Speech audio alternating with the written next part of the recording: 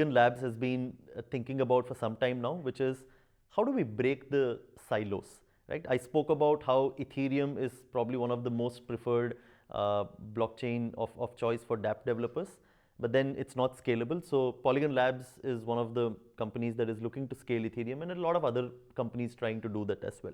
So the demand for new block space is more than the supply that we have today, which means there are more and more layer 2s that are being spun off, and maybe there are some layer 1s also that are being spun off.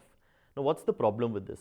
There are two inherent problems with this, which is one, these layer 2s are not necessarily deriving the security from Ethereum, right? Which means they are not as secure as Ethereum chain in itself. Number two, they are all operating in silos. Even if there are ZK powered L2s, or there are chains which are using some other technology, they're all operating in islands and silos, which means you cannot share the liquidity from one chain to another. Now, say for example, you are a user in chain 1, but you want to access the liquidity in chain 2.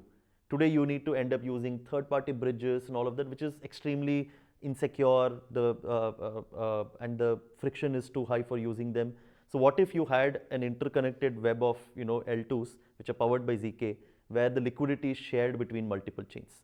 So say there are 100 chains that are a part of this Polygon technology stack we're building, which is the aggregator layer or the interop layer that we call, then anybody will be able to access the liquidity from any other chain without having to use any complex technology. So it's as seamless, as instant and fast as possible.